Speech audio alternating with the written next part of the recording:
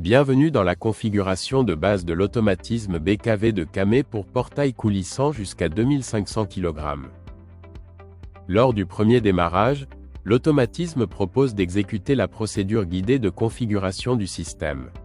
Si vous n'êtes pas familier avec cette procédure, vous pouvez procéder à la configuration manuelle du système, expliquée ci-dessous. Commençons par définir la langue d'affichage. Nous appuyons sur le bouton Entrée, sélectionnons le menu de langue et définissons la langue.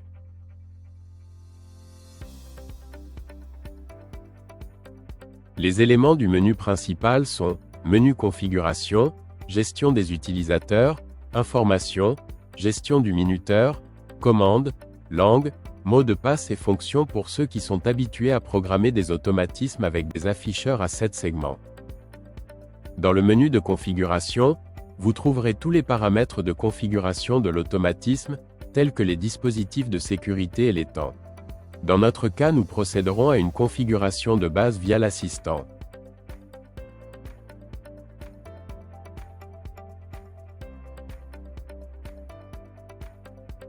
Le premier paramètre à configurer est le type de système.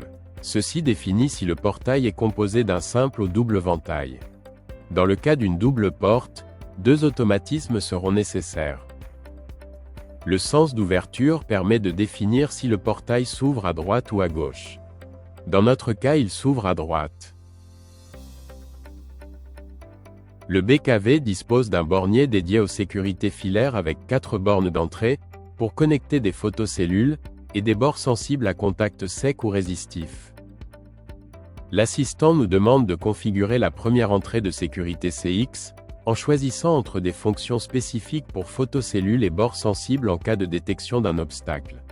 Dans notre cas, nous réglerons la paire de photocellules en C1, c'est-à-dire réouverture du portail en cas de détection d'obstacle lors de la fermeture. Une fois l'entrée filaire CX paramétrée, on passe aux suivantes, CY, CZ et CK. Si le système radio RIO est présent, il sera possible de configurer des dispositifs de sécurité radio tels que des bords sensibles et des photocellules radio.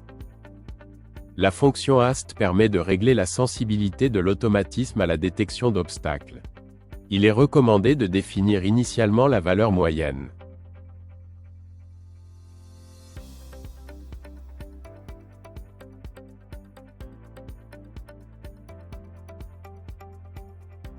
Pour programmer un émetteur, il est nécessaire d'installer la carte AF à l'intérieur du panneau de commande. Sélectionnez d'abord la fonction à associer au bouton de l'émetteur, et en confirmant avec Entrée, le bouton est acquis.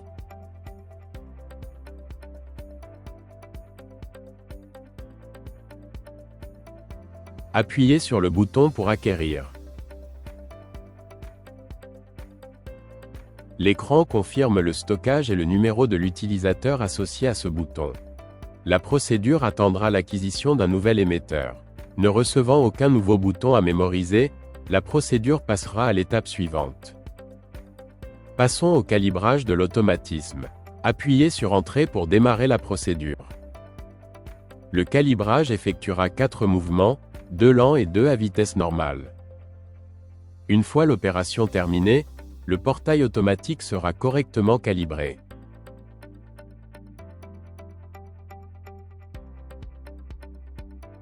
Pour régler l'heure de fermeture automatique, sélectionnez le menu de configuration, puis sélectionnez les heures et enfin sélectionnez fermeture automatique. Réglez le nombre de secondes avant la fermeture et confirmez avec Entrée.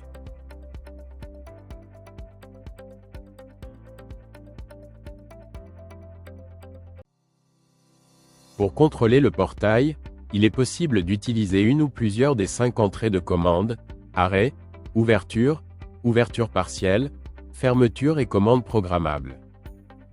Si les entrées 2 et 7 sont utilisées, le type de commande devra être configuré entre pas à pas et séquentiel.